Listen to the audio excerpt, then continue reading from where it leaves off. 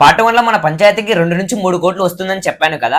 కానీ ఆ డబ్బులన్నీ ఎక్కడికి పోతుంది ఇప్పుడు చూడండి. ఫర్ ఎగ్జాంపుల్ మీ మంత్లీ ఇన్కమ్ 50,000 అనుకుంటే అందులో rent, current bill, school fees అన్ని తీర్చాక మిగిలే డబ్బులు ఎంత ఉంటుంది? అదే సిచ్యువేషన్ ఇక్కడ కూడా ఉంటుంది. 2 కోట్ల బడ్జెట్ ఉంటే ఫస్ట్ రోడ్స్ కోసం 60 లక్షలు పెట్టాల్సి ఉంటుంది.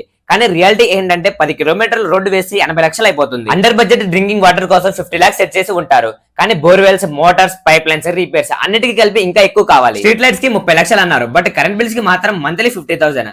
అంటే ఇయర్ కి 2 లాక్స్ ఎలక్ట్రిసిటీ బిల్. ప్రతి ఊరిని క్లీన్ చేయడానికి 30 లక్షలు కేటాయిస్తారు. అందులో డస్ట్బిన్స్ కొన్ని, అక్కడ క్లీన్ చేసే వర్కర్స్ కి సాలరీస్ ఇచ్చి అంటే టాక్టర్స్ ని కూడా మెయింటైన్ చేయాలి. ఇప్పుడు మెయిన్ ట్విస్ట్ ఏంటంటే సాలరీస్ అలోన్ 40 నుంచి 50 లాక్స్ అయిపోతుంది ఇయర్ కి. Secretary, revenue assistant, sanitization workers, watchmen అందరికి ప్రతి మంత్ కి పే చేయాలి. ఆఫీస్ మెయింటెనెన్స్ కోసం ఇంకా 10 లక్షలు. Current bill, internet, sanitary, building repairs అన్నిటికీ. ప్లస్ సడన్ గా బోర్వెల్ మోటార్స్ కాలిపోతే దానికి 3 లాక్స్. హెవీ రైన్స్ అయితే రోడ్ మీద వాష్ చేయడానికి 5 లాక్స్. ఇలాంటి ఎమర్జెన్సీ ఫండ్స్ కూడా ఉండాలి. సింపుల్ గా క్యాలిక్యులేట్ చేస్తే ఈ 2 కోట్ల బడ్జెట్ లో 50 లక్షలు fixed expenses, salaries and office కోసం పోతుంది. సో ఫ్రెండ్స్, మనకి డబ్బులు తక్కువ కాదు, నీడ్స్ అనేవి అన్లిమిటెడ్, కానీ బడ్జెట్ లిమిటెడ్. ఈ రియాలిటీ తెలుసుకోవాలంటే మన ఎక్స్పెక్టేషన్స్ కూడా రియలిస్టిక్ గా అవుతాయి. నెక్స్ట్ వీడియోలో మన ఊరిలో డబ్బులు ఎలా బెటర్ గా మేనేజ్ చేయాలో అంటే ఎలా కరప్షన్ తగ్గించాలో చూపిస్తా. కామెంట్ లో మీకు ప్రయారిటీ ఏంటో చెప్పండి. రోడ్స్ ఫిక్స్ చేయాలా, లేదా వాటర్ ప్రాబ్లమ్ సాల్వ్ చేయాలా, లేదా స్ట్రీట్ లైట్స్ ని యాడ్ చేయాలా? మీ ఓటు, మీ వాయిస్. ఫాలో అవ్వండి డెవలప్మెంట్ కోసం.